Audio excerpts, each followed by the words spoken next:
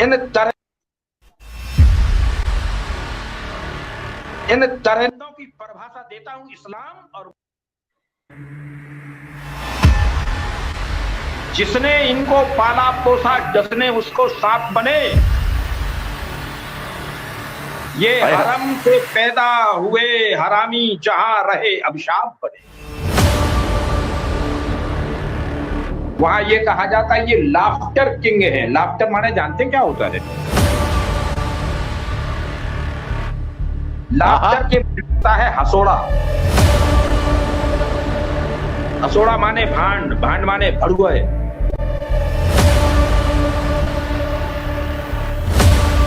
पर भड़ुए क्या जाने कविता होती, केवल जूठन चाट रहे सालों।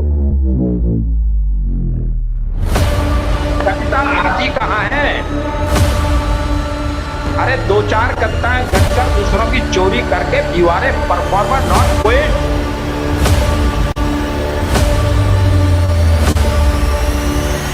कभी नहीं हो, भड़ुए हो भड़ुए। भड़ुओं का काम होता है हंसाना, गुदगुदाना, नाचना, उछलना, कूदना और अश्लीलता परोसना।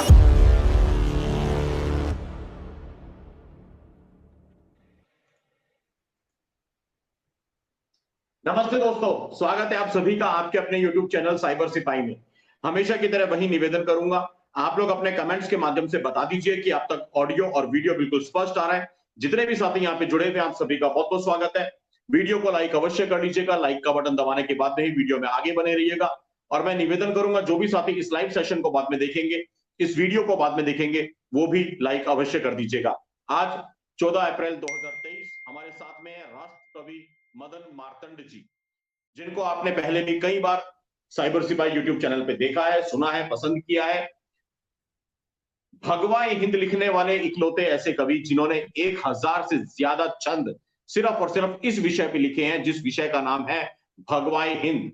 ऐसी ऐसी रचनाएं जो कि लिखना, सोचना और मंचों पे बोलना असंभव सा लगता है।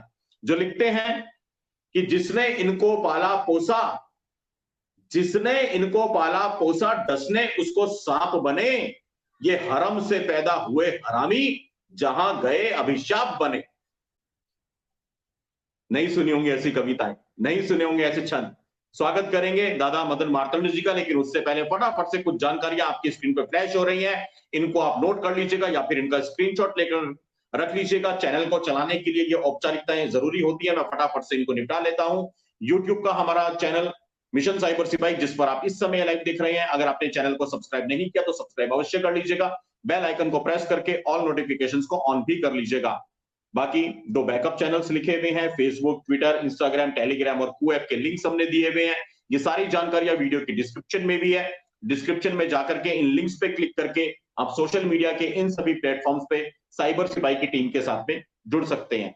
अगर आप हमें कोई बहुत जरूरी जानकारी देना चाहते हैं तो cybersipahi@gmail.com के माध्यम से हमें ईमेल पर ही भेजिएगा। उसके बाद में आप लोग देख सकते हैं पेटीएम, गूगल पे, फोन पे एंड यूपीआई, ये चारों चीजें एक ही नंबर पे है और वो नंबर है 98। सर मैंने मेरा जो फाउंडेशन कोर्स था वो विजन आईएएस से किया था, तो 91002380। अगर आपको हमारे वीडियोस अच्छे लगते हैं, हमारे लाइव सेशन अच्छे लगते हैं, साइबर सिपाही का काम समझ में आता है, पसंद आता है, अच्छा लगता है, या फिर मैं कहूं कि रोज रात को 10 बजे यहाँ पे आना, हमसे मिलना जुलना, बातें करना आपको अच्छा लगता है, आपको लगता है कि ये सिर्फ एक यूट्यूब का चैनल नहीं है, आपके दिल की आवाज है, वो सारी बातें जो आप लोगों के दिलों में उमड़ती हैं, पनपती हैं, बस उन बातों को आवाज देने का काम किया है साइबर सिपाही ने, शुभम भाई ने। तो आप लोग हमारे चैनल को और हमारे मिशन को अपना आर्थिक बल अवश्य दीजिएगा। आपके पास में माध्यम है पेटीएम, गूगल पे, फोन पे एंड यूपीआई, और कंट्रीब्यूट करने के लिए नंबर है 9891002380। भारत के बाहर से देखने वाले हमारे हिंदुस्तानी भाई बहन चैनल को सपोर्ट कर सकते हैं पेपैल के माध्यम से, paypal.me/cybersipahi, और अंत में हमारी अकाउंट डिटेल्स है, इसका आप लोग स्क्रीनशॉट लेकर के रख लीजिएगा, ये जानकारी आपको काम आएंगी। आइए बिना किसी विलंब के, मैं स्पीड ब्रेकर का काम नहीं करते हुए पुल का काम करता हूं, और स्क्रीन पे बहुत ही आदर भाव के साथ में हमारे बड़े भाई पिता तुल्य एक ऐसे राष्ट्र कवि जिन्होंने लिखा है भगवाए हिंद, उनको आमंत्रित करता हूं, डॉक्टर मदन मार्तंड जी, राष्ट्र कवि डॉक्टर मदन मार्तंड जी। दादा बहुत बहुत प्रणाम, नमन, आपके श्री चरणों में कोटि कोटि प्रणाम निवेदित करता हूं। बहुत बहुत स्वागत है आपका आपके अपने चैनल साइबर सिपाही में।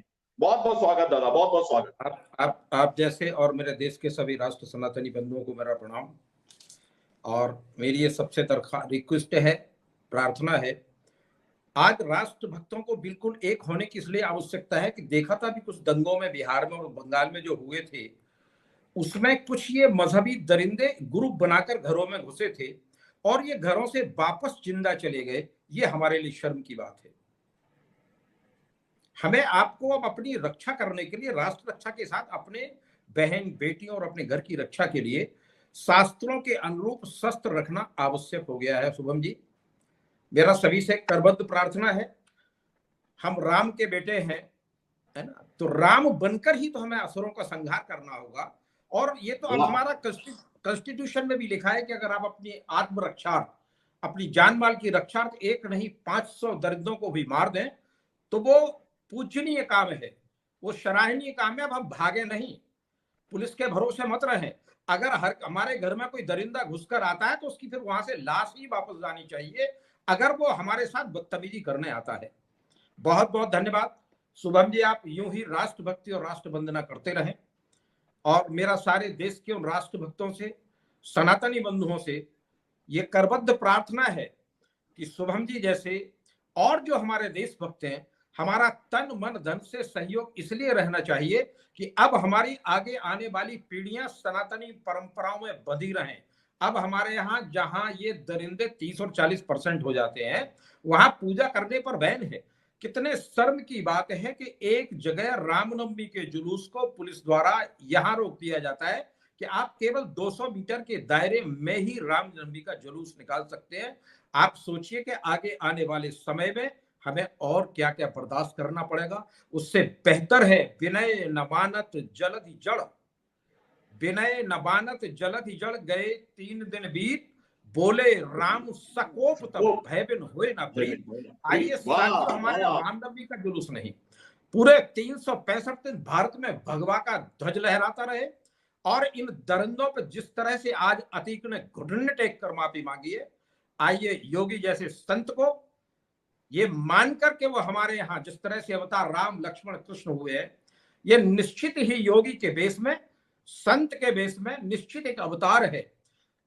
क्या शुभम जी कभी हम ये परिकल्पना भी कर सकते थे कि आईएसआई का दरिंदा, एक तांगा हाँकने वाले का बेटा, एक बहुत ही बड़ा दरिंदा आईएसआई का एजेंट निकलेगा? ये सिर्फ माफिया नहीं है।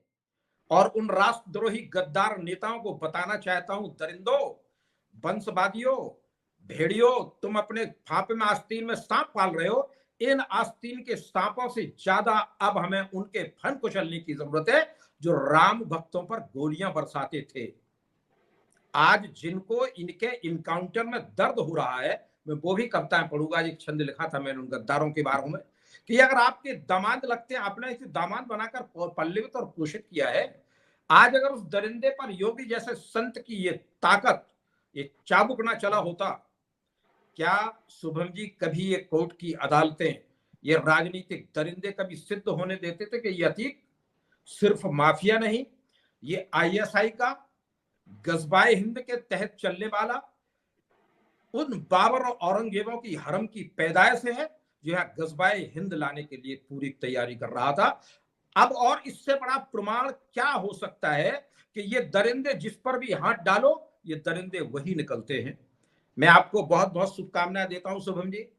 सारे लोगों को चाहता हूं इस चैनल को शेयर ही ना करें, इसको अपना चैनल मानकर पोषित करें ताकि हम राष्ट्रवादी बातों को आपके प्लेटफॉर्म तक ला सके। मैं इसलिए ऋणी हूं, अच्छी कविताओं के लिए पोषण करने के लिए शुभम जी हम लोग का इतना सम्मान करते हैं। कवि सम्मेलन में हम पैसे बहुत लिया करते हैं, पर मैं दिल से कहता हूं सरस्वती को साक्षात मानकर कि शुभम जी आप जैसे देशभक्तों के साथ मुझे लगता है सारा जीवन तन मन धन लगाकर इस देश को बचाया जाए। वंदे मातरम, भारत माता की जय। आप अपना कार्यक्रम शुरू करें। थैंक यू दादा, आपके चरणों में पुनः प्रणाम करता हूं। आपका इतना प्यार, इतना आशीर्वाद मिलता है और हम तो किसी लायक नहीं है कि आप इतनी बड़ी बातें हमारे लिए बोल देते हैं आशीर्वाद के रूप में। और जैसा आपने बताया, मैं अपने दर्शकों को बताना चाहता हूं कि दादा जब जिस मंच पे खड़े होते हैं तो जो शायद सबसे वजन में अगर भारी मानदेय लिफाफा होगा शायद दादा का ही होता होगा, लेकिन यहाँ पे दादा आते हैं और मैं जिंदगी में चाह करके भी दादा को कुछ देने का सोच भी नहीं सकता, लेकिन दादा से इतना प्यार मिलता है, इतना सम्मान मिलता है, इतना आशीर्वाद मिलता है, मैं उसका हमेशा ऋणी रहूंगा। और कल दोस्तों जब ये एनकाउंटर हुआ छोटे डॉन का, वह तस्वीरें आपने देखी, वो दृश्य आपने देखे, कल रात को हमने लाइव किया था, वो पूरा लाइव आपने देखा। लेकिन एनकाउंटर होने के कुछ ही घंटों के बाद में मेरे मोबाइल पे मुझे एक कविता मिलती है, मेरे मोबाइल पे मुझे एक गीत मिलता है उस एनकाउंटर को लेकर के, और मैं स्तब्ध रह जाता हूं कि एनकाउंटर के कुछ ही घंटों के बाद में इतना बड़ा, इतना सुंदर गीत कोई कैसे लिख सकता है। तो मेरे को लगता है कि ये गीत लिखा नहीं जाता, ये गीत उतरता है। मां शारदे के पुत्र होते हैं डॉक्टर मदन मार्तंड जी। मां शारदे ने वो गीत पता नहीं कैसे इतनी फटाफट, इतनी त्वरित गति से, वो इतनी सुंदर पंक्तियां हैं कार्यक्रम में। आज वो गीत हम अवश्य सुनेंगे जो आपने कल के एनकाउंटर को लेकर के लिखा है। आपने एनकाउंटर से 5 दिन पहले भी कुछ पंक्तियां लिखी थी दादा, मुझे मालूम है, और आपकी 5 दिन पहले लिखी हुई पंक्तियां कल सच साबित हो गई। कवि कहते हैं, कवि के जुबान पे सरस्वती का वास होता है, कवि की लेखनी में सरस्वती साक्षात होती है। आपने हफ्ते भर पहले जो कविता के माध्यम से लिखा था, कल वो दुनिया ने देखा। तो मैं निवेदन करूंगा वो सारी कविताएं हम आपसे सुने, वो गीत हम आपसे सुने। लेकिन आइए प्रारंभ करते हैं आज के इस कवि सम्मेलन का। 4 पंक्तियों के साथ में मैं आपको मंच सौंपता हूं दादा, और आपके कविता पाठ को हम सब मंत्रमुग्ध होकर के हमेशा की तरह सुनेंगे। जितने मेरे साथी, मेरे दोस्त, मेरे मित्र, मेरे भाई बहन, मेरी मातृशक्ति इस लाइव में जुड़ी हुई है, मैं सबसे निवेदन करूंगा कविता को कविता की तरह सुनिए, एंजॉय कीजिए। आज किसी और विषय को लेकर के कोई कमेंट मत कीजिएगा। जो यहाँ पे कविता पाठ हो रहा है उसका भरपूर आनंद लीजिए, अपने घर परिवार को जोड़ लीजिए, बच्चों को भी जोड़ लीजिए। बिल्कुल पारिवारिक कार्यक्रम है, शुद्ध साहित्यिक कविताएं यहाँ पे पढ़ी जाएंगी। तो आप लोग आ जाइए, कविताओं का आनंद लीजिए। 4 पंक्तियों से मैं आपको मंच सुपुर्द करता हूं दादा। कि सन 712 में जब कासिम भारत आया था, सन 712 में जब कासिम भारत आया था, कहां से शुरू हुआ मेरे दोस्तों ये सिलसिला? बहुत बढ़िया, बहुत जिहाद का। बहुत बढ़िया। सन 712 में जब कासिम भारत आया था, दाहिर के परिवार ने तब पहला बलिदान चुकाया था। उसके बाद आज तक इन 1300 सालों में जाने कितने शीश चढ़ गए हैं बलिदानी थालों में। अरे जिनके लहू से सिंची ये माटी, जिनके दम पर ये उपवन है, उन बलिदानी वीरों को शत शत शत शत बार नमन है। उन बलिदानी वीरों को बहुत बढ़िया, बहुत बार नमन है। उन सभी बलिदानी वीरों को नमन करते हुए सन 712 से लेकर के आज 2023 तक जिन्होंने भी देश और धर्म के लिए अपना बलिदान दिया, उन सभी के चरणों में नमन करते हुए दादा मैं आपको पुनः अपना प्रणाम निवेदित करता हूं। और आपसे निवेदन करूंगा कुछ छंदों के माध्यम से आइए शुरुआत करें। एक मेरा जो पसंदीदा छंद है, जिसने इनको पाला पोसा, ओपनिंग वहीं से कर दीजिए दादा, स्वागत है आपका। देखिए, ये जो हमारा राजनीतिक, जब हमारा संविधान बना था, एक्चुअली ये संविधान कई देशों का जूठन संविधान है नहीं है। आईपीसी की धाराएं और जो भी यहाँ हमारे लागू किया गया संविधान, शुभम जी, ये ब्रिटिश पार्लियामेंट के इशारे पर कांग्रेस ने केवल तथाकथित कुछ अपने मुद्दे पोषित करने के लिए, एक आध परिवार को पोषित करने के लिए बनाया था। चले, इन बातों को छोड़कर हम ये माने कि अब हमें देश का संविधान फिर से बदलना है। आज अंबेडकर जयंती है, मैं अंबेडकर जी को साधुवाद देता हूँ और पूरे देश को बताना चाहता हूँ कि अंबेडकर जी एक उस संविधान समिति के अध्यक्ष थे। इस पूरे संविधान के सृजन में लगभग 200-300 लोगों की टीम हुआ करती थी। इसको मात्र उन सभी लोगों को मैं अंबेडकर जी के नाम पर साधुवाद देना चाहता हूँ, वंदन करना चाहता हूँ कि लोगों ने कैसा संविधान दिया। आइए हम कविता के माध्यम से, आप पत्रकारिता के माध्यम से इस संविधान में वो संशोधन करेंगे। हम सनातनी परंपराओं को, चाणक्य की नीतियों को और ये मुगलिया कुछ दरिंदों का इतिहास हटाकर अपने ओरिजिनल इतिहास को पढ़ें। आपने जिस छंद को शहीदों को दिया है, मैं उन हुतात्माओं को जिन्होंने अपना सर्वस्व बंगला जी देश के लिए अर्पित कर दिया, आओ सारे राष्ट्रभक्त मिलकर उनको सम्मान के साथ एक छंद के माध्यम से पढ़ता हूं। हो गए शहीद हैं जो तेरी मेरी मातृभूमि पर, कर्ज उनकी माओ का हम तुम ऐसे है चुकाएंगे, जहां कहीं याद आए मूर्ति चित्र दिख जाए, सत सत शीस हम उनको झुकाएंगे, व्यर्थ नहीं जाने देंगे तेरे बलिदान को, तो नभ से भी नाम तेरा ऊंचा है उठाएंगे, बलिदानी आन बान शान संकल्प पर धन जन बल हम प्राण भी लुटाएंगे। वाह वाह वाह वाह वाह दादा, वाह दादा, जिंदाबाद, नमन है, प्रणाम है दादा, नमन नमन नमन, बहुत बढ़िया दादा, बहुत बढ़िया। आगे आने वाली पीढ़ियां ये मान लें कि हम में धर्म युद्ध युग में जब युगांतर में जब परिवर्तन हुआ करते हैं तो आपको दरिंदों से युद्ध से रावण कंस हमेशा पैदा हर युग में होते रहे हैं। हम राम के वंशज बनकर इन दशाननियों को, इन राक्षसों का अंत करने के लिए आगे बढ़े। उसके लिए भी छंद के माध्यम से पढ़ना चाहता हूँ। शुभम जी, मैं अपने आप को सौभाग्यशाली मानता हूँ जो आपने कहा कि कविता भी लिख ली। अभी योगी पर एक बहुत बड़ी रचनाएं और 4 तैयार हुई हैं। देखिए, उस सब की कृपा मैं आपको लिख के दे सकता हूँ शुभम जी। उसका सीधा सीधा कारण सिर्फ ये है, हमारे आराध्य, वाह दादा, वाह वाह वाह वाह वाह। अभी मेरे आराध्य ने हनुमंत लाल जी ने, और ये वो पुस्तक है जिसने मुझे सारी उपलब्धियां देना शुरू की।